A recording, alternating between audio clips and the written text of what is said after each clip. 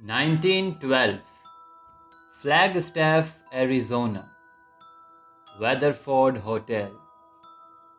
ایک شخص جس کا نام ہینری راک مارک تھا، وہ اکتوبر 1912 میں ویدرفورڈ ہوٹل میں آتا ہے۔ کچھ دن اس ہوٹل میں گزارنے کے بعد اسے کچھ ایسے لوگ یا ایسی مخلوقات نظر آنے لگتی ہیں جسے سوائے ہینری کے کوئی نہیں دیکھ پا رہا تھا۔ وہ چلاتا، ڈرتا، خوف کے مارے چھپنے کی کوشش کرتا، لیکن سب ناکام۔ پھر وہ ایک گن لے کر آتا ہے اور اس گن سے ان مخلوقات پر فائرنگ کرتا ہے۔ لیکن وہ کس پر فائرنگ کرتا ہے کسی کو نہیں معلوم، نہ کسی کو کچھ دکھ رہا تھا، بس ایک شخص جو ہواؤں میں گولیاں چلا رہا ہو۔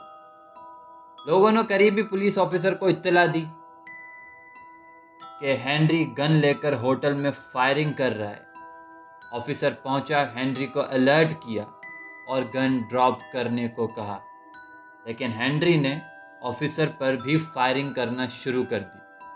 اس کے بدلے میں آفیسر کی فائرنگ سے ہینری موقع پر ہی جاں بحق ہو گیا۔ جو چیز ہینری کو دکھائی دے رہی تھی وہ آج بھی ویدرفورڈ ہوٹل میں رہتی ہے، اور کہتے ہیں کہ ہینری کی روح بھی اب اسی ہوٹل میں بھٹکتی ہے۔ اس ہوٹل میں جو رہنے آتا ہے وہ اکثر یہ شکایت کرتا ہے کہ اس ہوٹل میں آتے ہی انہیں بہت عجیب فیلنگز آتی ہیں، خوف اور دہشت محسوس ہوتی ہے اور ڈارکنیس فیل ہوتی ہے، اور اکثر ایک کالا سایہ نظر آتا ہے جو دیواروں کے آر پار چلا جاتا ہے۔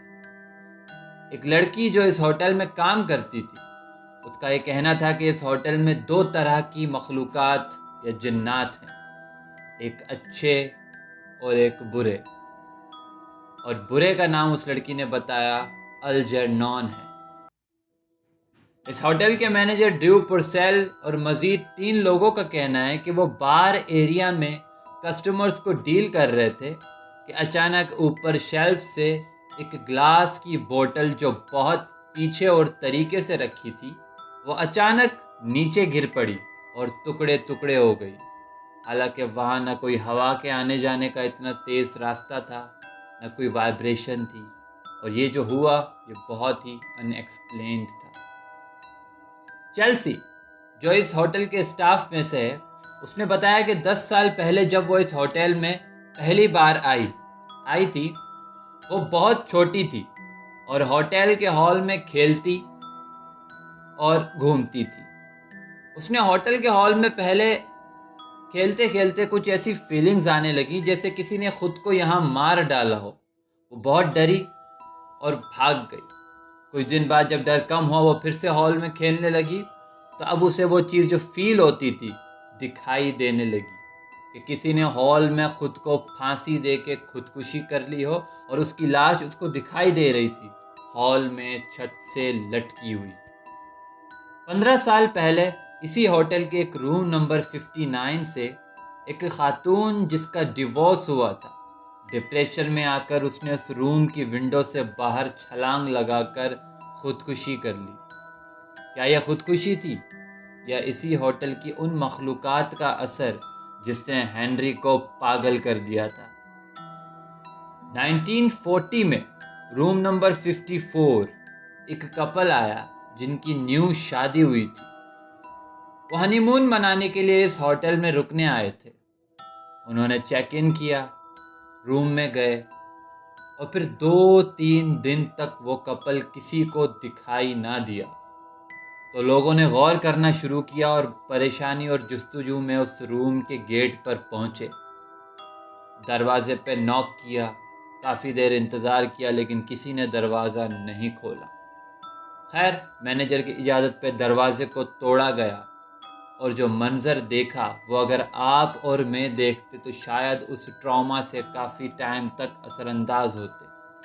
اس روم میں بیڈ پر دلہن اپنے لباس میں مردہ حالت میں تھی، جس کے سر میں ایک گولی لگی ہوئی تھی، اور دولہا اپنے دولہے کے لباس میں بیڈ کے سامنے چیئر پر مردہ حالت میں تھا، جس کے سر میں گولی کا نشان تھا اور اسی کے ہاتھ میں گن بھی تھی۔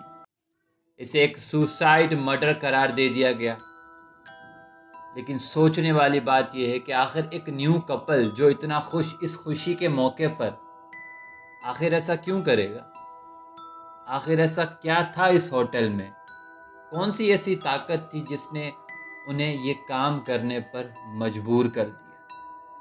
ایسا کیا ہے اس ہوٹل میں جو کسی کو رہنے نہیں دیتا، جس نے اتنے خون کیے ہیں اور قاتل اب تک نامعلوم ہے؟